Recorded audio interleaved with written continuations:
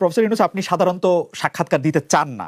অনেকে বলে থাকেন দেশি গণমাধ্যমে কথা বলতে আপনি স্বাচ্ছন্দ্য বোধ করেন না। এর কারণ হিসেবে কেউ কেউ বলেন আপনি প্রশ্নের মুখোমুখি হতে হয়তো পছন্দ করেন না। আবার কেউ কেউ বলেন কিছু না বলেও আপনি যে দুর্যোগের মধ্যে আছেন, বললে না জানি কি হতো।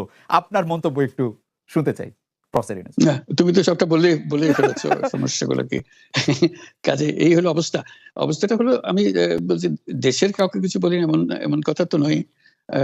বাইরে বিদেশেও যে সবাইকে যে সাদরে নিয়ে আসি তাও না, তাদেরকে অনেক শর্ত দিই আমার এই কথাগুলো লেখার ছাপানোর আগে আমাকে বলতে হবে, যাতে আবার এমন কোনো কথা শব্দ এমন থেকে না যে আমি আর বিপদের সম্মুখীন হবো। আমি শুধু বিপদ থেকে দূরে থাকার জন্য এটা করছি, কারণ আমি চারদিকে বিপদের মধ্যে আছি।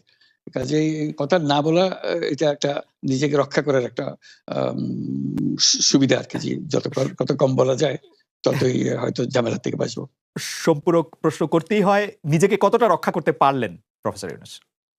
পারলাম না তো, এত তো খালি বাড়ছে। এখন তো বড় কঠিন অবস্থার মধ্যে পড়ে গেছি। কিছুদিন আগে হয়তো খবর পেয়েছে এই মাসের মধ্যেই যে 12 তারিখে যে ঘটনা ঘটলো, যে আমাদের অফিসের মধ্যে ঢুকে গেল লোকজন, ঢুকে বললো যে এটা আমরা এখন দখল করলাম, এখান থেকে আমরা চালাবো। এটা কি ধরনের আবদারের কথা! আমরা পুলিশের কাছে গেলাম, পুলিশ বললো যে আমরা এই ব্যাপারে কিছু করতে পারবো না। কাজে তারাও কিছু করলো না। আমরা যাবোটা কোথায়? পুলিশও কিছু করবে না, ওরাও দখল করার জন্য ছুটে আসবে, আমাদের আইন কানুন কিছুই মানবে না। আর আমাদের একটা প্যানিক সৃষ্টি করলো আমাদের পুরো অফিসের মধ্যে। যত লোকজন আছে, বিশেষ করে মহিলা সহকর্মী যারা আছে, তারা খুবই ভীত সন্ত্রস্ত হয়ে গেল যে কি কারবার, কি হলো এটা। কাজে সমস্যার পরিমাণ বাড়ছে, কমছে না।